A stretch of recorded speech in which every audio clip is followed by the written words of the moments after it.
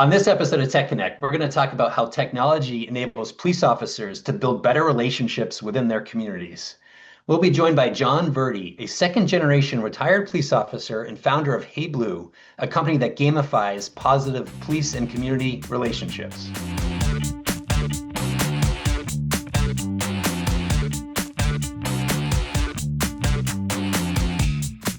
John, welcome to TechConnect. I'm very excited to have you on our show today, and I'm really glad you can make it. David, thank you so much for having me on Tech Connect. I really appreciate it, and I'm really looking forward to share what we're doing at Hey Blue. Awesome. All right. Well, let's jump right in. So I'm going to start with just the first question here. So why is building positive police community relationships so critical today, and why is it critical to you? Oh yeah, so it's all about connection, right? In anything that we do, everybody is searching for connection. Here in policing, right, and community police relations, connection then builds relationships, which builds trust, right? And we have to build a circular way for everybody to work together to keep each other safe. So, in anything that we're going to do in a community, the number one thing is everybody being connected. That a connected community is a safer community, and it's a more informed community. Yeah, that's great, and I think a lot of us and a lot of our audience who's in law enforcement on this show certainly understand that. Let's take a little step back into that. Could you walk us through a little bit of your background and what really inspired you to launch Hey Blue and what's behind Hey Blue?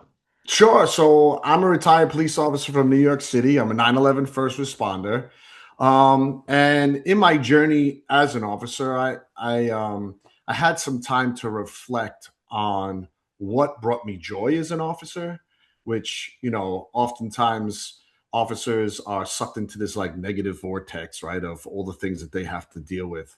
So I sat there and reflected back on what brought me joy and some of the realizations that I had. So the first thing is that I saw that a lot of the positive connections that I had with kids in the community really filled my cup, right? And that's something that police officers are kind of always looking for, those coping skills or those ways to be able to not only connect with their community, but also to make themselves feel like the job that they're doing actually means something, right?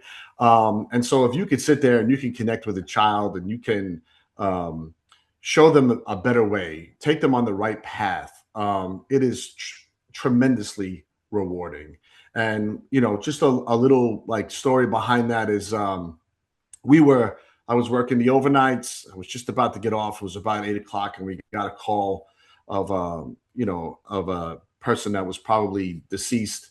And as we get to the residence, it was a storefront, and on top of the storefront is where the person was. Um, I walked out of the car, and there was a line of kids standing there waiting for the bus. And so as I walked towards, not even like kind of realizing the kids were there because I'm so concerned about this deceased person, a kid ran up to me and they gave me a hug on my leg. And I just stopped and I looked at them, and it snapped me into a realization like, oh my God, here's a kid. It was just a genuine moment of just a hug. And I got down on one knee and I gave the child a real hug. And I said, thank you so much for that. And they were like, I love the police. I love the police. And I said, the police love you too. And when I looked up, the mom had a kind of smirk on her face, right? Like, yeah, whatever. And in my mind, I said, you know what? Like, that was the most genuine thing that I'm ever going to encounter. And so I'm going to make it a point to come back here as much as I can to turn that smirk into something genuine, and so that you can really see that I am out here. I am trying to make a difference and connect. And so from that day, I would go not almost every day. And obviously, if I had a job, I couldn't go. And I would go and I would connect with all of the kids that were on that line, and I would talk to all of the parents. And you know what? It made it something that I looked forward to, and the kids looked forward to it, and the parents looked forward to it. And when I did that, I saw a huge change, and I started getting, as crazy as it's going to sound, a lot more information about what was going on in the community as well. Okay. right? So that in-person one-on-one connection that started with a little kid just running over something genuine like that and meaningful became something bigger. And so when it came to, I am also being a 9/11 first responder. I was there that day. I was there for the majority of it. And I don't think we have enough time on your podcast for me to break down the entire happenings of that day. But for some reason, and I really don't know why, my brain, in the midst of all of it, decided to default to looking at like the positives that were going on. And it was really weird, but you started seeing like, here I am standing there next to an EMS worker and a fireman, but there was also regular community members there that stood back and said, I'm here to help. I want to help. And so to see that in the time of greatest need, probably in our nation's history, here we are with community members that were just like, you know what? I want to be helpful.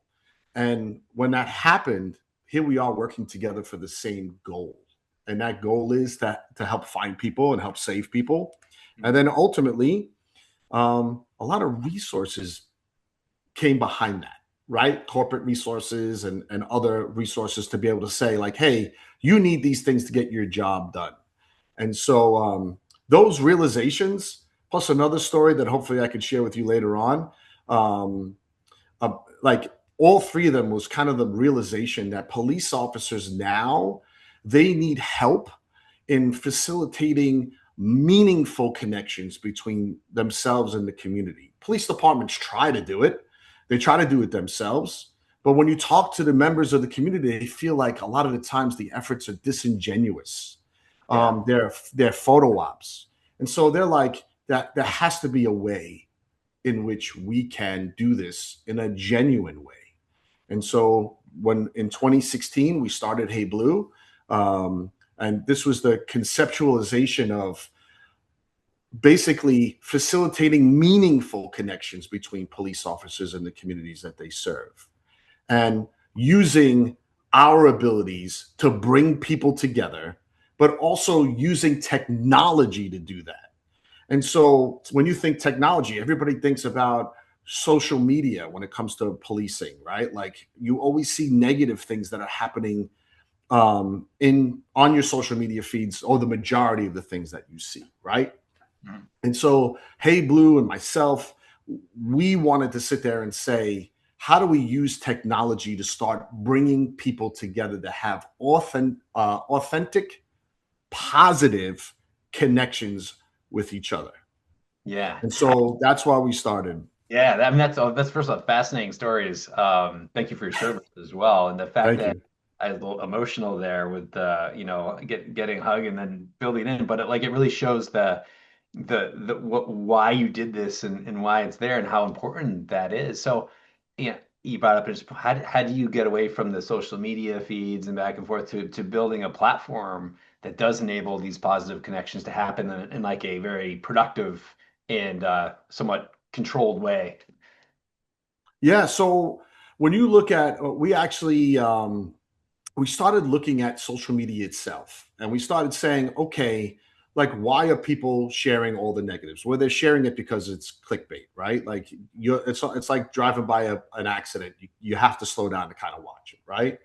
But if you looked at the impact, right, the true impact of a person or a police officer, usually that impact is tied to arrests and summonses, right? If you went to a police chief and said, hey, tell me who your best officer is, they'll say, well, I have officer such and such, and he's got, 100 collars this year, and 75 of them were felonies, and we took this many guns off the street, and we wrote this many summonses, and blah blah blah, right? And that is a product of the fact that you are a law enforcement officer, right? Like that's that your job description brings you into that, right? But you're now communities are asking your job description to be more than that. You're not the end game isn't the arrest or the summons. The end game is, how do we get you to be more impactful positively in your community? That's why community policing was created. That's why, like, so that they can build trust, and so that all of this communication then has a greater metric, and that is the facilitation and connection of officers and those officers bringing resources to the community, Mm. right? Think about if we took you proactively and had an officer stand on the street corner and said, "Hey, I'm here for you. How could I be helpful?" Right? That might sound crazy to some of the people that are listening. To the NYPD officers, it doesn't, because they just did a huge initiative called the PCO or the NCO, where they were out there, and every single day for 2 hours a day, they were standing out there for the sole reason of connecting with their community and letting their community know that they are there to be helpful. Yeah. So we started looking at like those kind of trends. We also looked at individual police officer trends. So there's one officer that anyone listening might have heard of. His name is Officer Tommy Norman, and he's from the North Little Rock, Arkansas Police Department. Okay, have you ever heard that name before? I have not, but I'm now interested to learn about him. Cool. So I encourage all of your listeners to give him a look. You can Google him. His name is Tommy Norman. And what we did is we started looking at how he affects the community that he serves. And he goes out every single day, and he used his social media platform to connect with his community and share the stories of his community members, right? So this is a certain young man in my community, blah, blah, blah. Tell me about you. And he would sit there and he would connect with them. But oftentimes through that connection, he would hear like what they need or what they don't have to, and so when he shared that, a crazy thing happened. His followers started sending him the resources for those individuals. So one police officer in North Little Rock, Arkansas, started connecting with his community and sharing it outward, right? Not in a degrading way, but not in a shameful way, but in just like, hey, I'm getting to know you. Let's get to know each other. And by the way, oh, I can see that it's going to be cold. Maybe you need a jacket, or you need this, or you need that. And people started sending the resources from around the world. Okay. And so that impact carried Tommy Norman to being the most recognized police officer, I think, in the world. He has like over 30 million followers and all that kind of stuff. Right. So if we think about that, right, how technology was used to be able to amplify a positive message and then allocate resources to be able to help people, Mhm. that's what Hey Blue has created. Hey Blue has taken that and we've put it basically on steroids. Yeah. Was there anything like this that existed before Hey Blue? Did you look like other apps, other solutions? Because it's like there's this like epiphany here of combining this community and your experience as a law enforcement officer with social connections, but making it in a way that really can help drive and improve relationships. Yeah. Was there stuff on the market that was already there? Is this just kind of like, No, so everybody, like police departments, they try to come up with apps and that engages the community. There is nothing out there that is like Hey Blue. That's why we are creating it. We worked with police departments, Mhm. Melbourne Police Department, Cocoa Police Department, the NYPD, to do beta tests and research and development to say, hey, this is what we're thinking. How would we do this in the best way to keep the officers safe, the best way to keep community members safe, and also corporations. We've been talking with local restaurants, local businesses, but also national brands on what's important to them and what are the impact metrics that they're looking at to be able to say, hey, this is something that's worthwhile. There is nothing like this that brings all of this together. What do you think? What do you think is there that makes that connection possible? Is it the gamification? Is it So the let's explain it. Yeah. So basically, what we've done is we've created a platform that actually incentivizes the public to seek out police officers in their communities to simply say hello. When they do, they receive points. Those points that they get, they can redeem for things that they need for their home, food for their family, or even if we get a municipality that's willing to jump on, offering fines and fees relief for Hmm. people to be able to allocate the points for. Okay. And then every police officer that participates, they get points too. But all of their points get allocated to a local 501c3 beneficiary in the community in which they serve. So that this way, anyone that approaches an officer and has that positive connection, they are able to then help that officer get greater resources for their community and the not-for-profits that are doing the groundwork Yeah. in the community in which they serve. So it's basically helping an officer become more of a resource Yeah. than a end. What do we call that? Like the the last part or the end where it's either an arrest or summons, where people are just like, well, that sucked. I mean, well, I should say some people say that. The other people are like, hey, thankfully the cops did what they needed to do to help keep me safe, right? If I can also say too, like, this is not, and I think this needs to be like spelled out. This is not a policing solution. This is a community solution that involves the police, that it does benefit the police, that open communication between police officers and the community. But this is something that was literally born out of community engagement and a lot of what ifs. What if we could do this, and what if we can do that? And then turning to the police departments, the local police departments, and saying, what if? Can we do that? And they're like, in theory, yeah. Okay, great. Well, help us build it out. Mhm. And so yeah, like anyone that's listening, that's in law enforcement, that is like, hey man, how can I get this into our organization, or even starting it? It is a very simple start. I mean, obviously, besides reaching out to us, you literally like you could download it in the App Store, Hey Blue. And once you do, we'll see that the police department has signed on, your officers have signed on. We don't need your whole police department. It can start with one officer.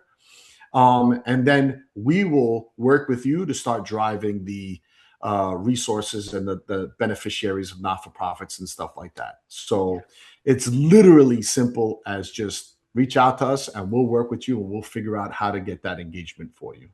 Yeah. I bet this connects to like with a younger demographic, right? Because that's a harder group to reach and to build trust with and establish relationships. So is that, the feedback from younger demographics probably was important to you in developing this app. Absolutely. Right now, we're currently in beta test in a small police department in Satellite Beach, Florida. Now, we went to their high school and we said, hey, this is what Hey Blue is. They have an incredible SRO there, the school resource officer there. His Mhm. name is Jay Bergeron. And why this is important is because Jay actually went to his department and said, hey, man, I got PTSD as a police officer. And so I want to go get a PTSD dog. And they said, yeah, go ahead, go do your thing. And he said, all right. He went and got himself a PTSD dog. And he's like, I really think the PTSD dog should come with me to work. And they were like, I don't know, dogs, schools, I don't know. Right. And so he turned around and he petitioned them and he got them to allow him to bring his PTSD dog to work with him. And craziest thing happened. He started having a lot more positive connections with the students in the school. So much so that they've been able to reduce the number of calls that they have had to make for Baker Acts. I don't know if you know what a Baker Act is. No. A What is Baker Act is like an involuntary psychiatric uh, hold. Like if a child is deemed to be a threat to themselves or others. So the school had to do a certain amount 2 years ago. And then now that he's been there with the dog, they've reduced it by over 80%. By over 80%. wow.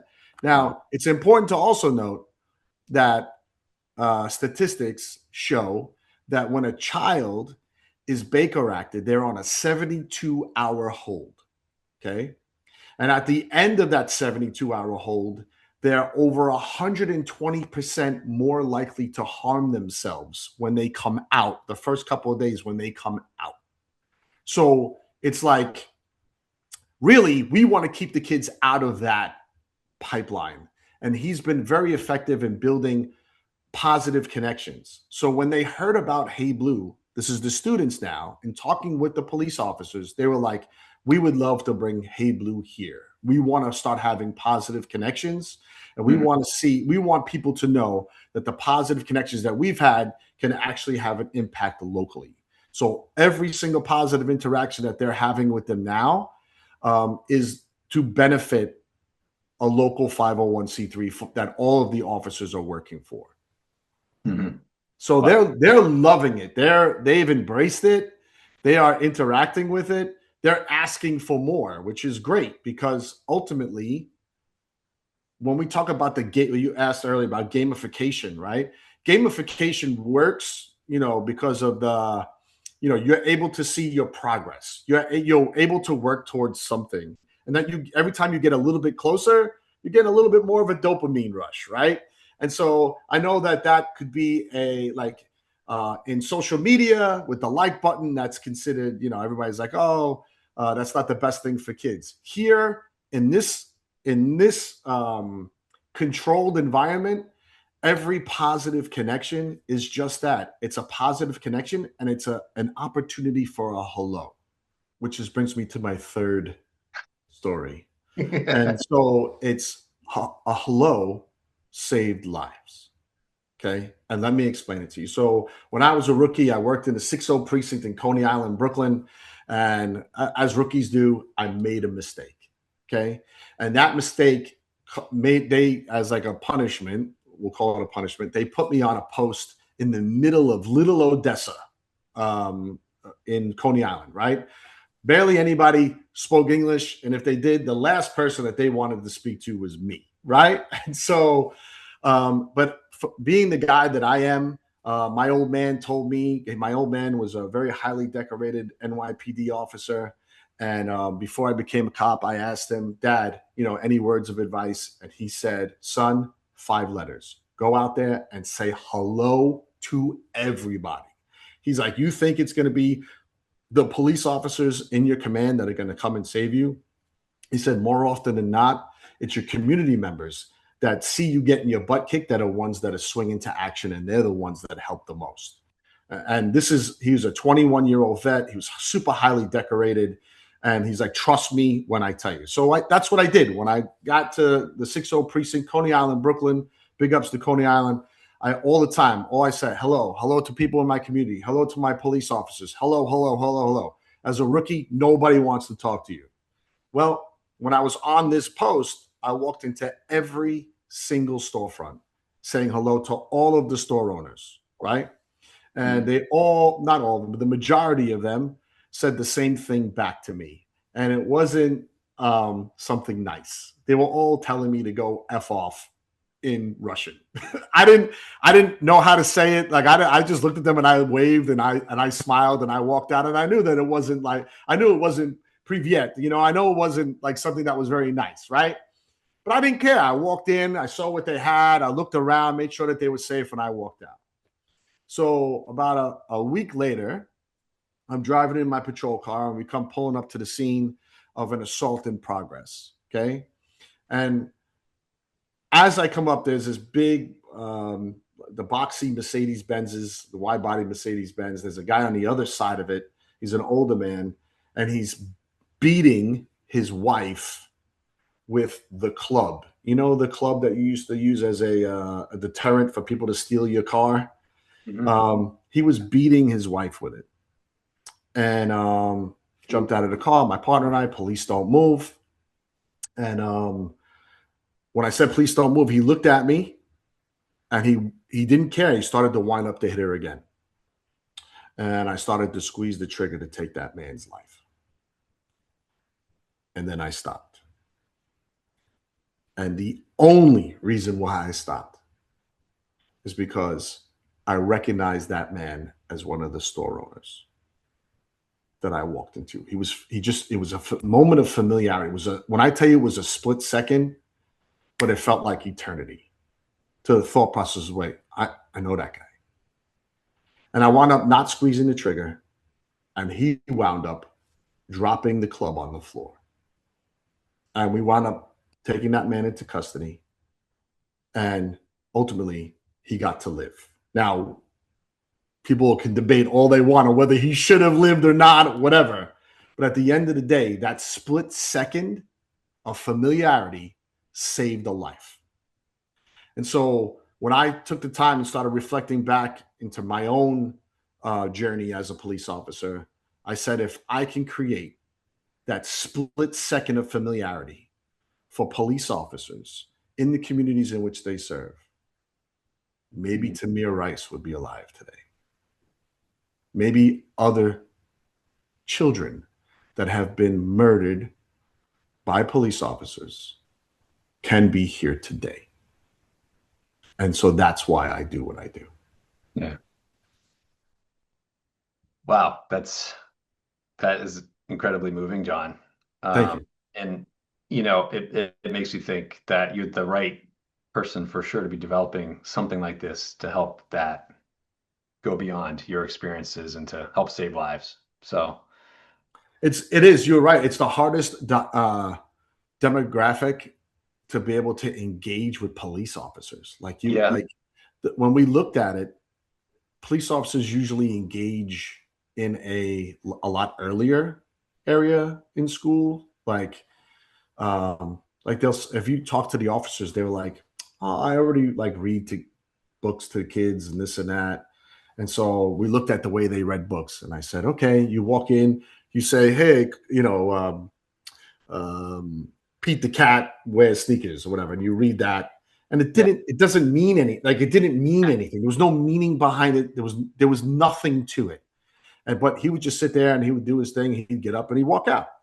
Yeah. And I said, no, we have to do better than that. So we started reading books. We found books for them to read that had a lot of connection and empathy and love, and saying so that the officers can sit there and we can talk about how that officer is seen differently. They're seen as a safekeeper. Yeah. And when we did that, the kids would have outpouring ways of affection. They would high five, they would hug them, they would give them kisses, and the officers would melt and they would cry and why are you crying right now? I never had kids do that to me before. Yeah, because it was genuine. Yeah. Right. And so I'm sorry, go ahead. No, I was just gonna say, I think that you seem like you're the right person to kind of take your experience in law enforcement and these interactions and then transition that to a business, right? Which is not an easy thing to do. Hire teams, start coding, start developing, licensing on the App Store. And so I was just, I was just thinking that move is tough, right? For anybody, not just from public safety into business, but from anything into being a business owner. How, in just in a couple of words, how has that been for you, that transition for yourself? So it's been super rewarding. So our business strategy, we felt that this needed to be a solution that was created with the community, right? So we went into communities, started engaging with them, and started refining it.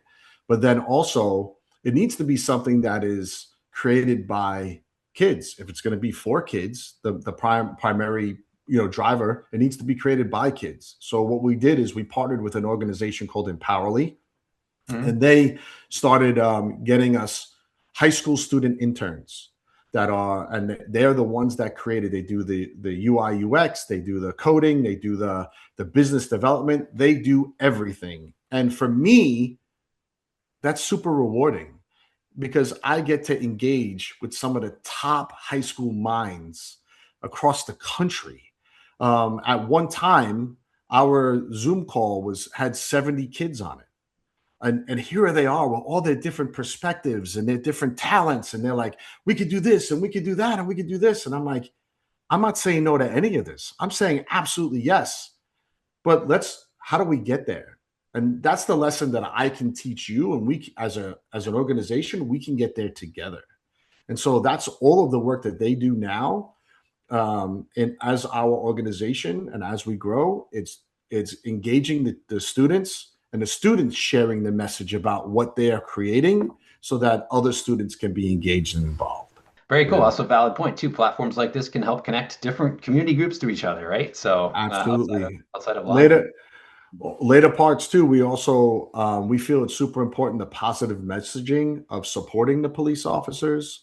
So like think of as the officers are on the platform that we're able to share with them positive messages towards their mental health, but also highlight because now we interact so much with the community, we're able to highlight the people that are in the community that are actually making a difference Mhm. so that the kids can see who those people are. So now they have other people, other positive people to look up to.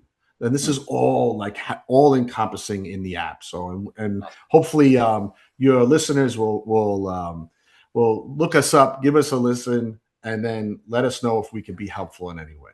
For sure. So John, I want to think that's just amazing stories that you have. I really appreciate you sharing the background between why you focused on this and then the actual solution itself. And I want to encourage our audience members to check out Hey Blue and most importantly, advocate for a system like this to help build community relationships with their local public safety teams. Because I think this is one of those things that is a solution that really has a market and has a need for it.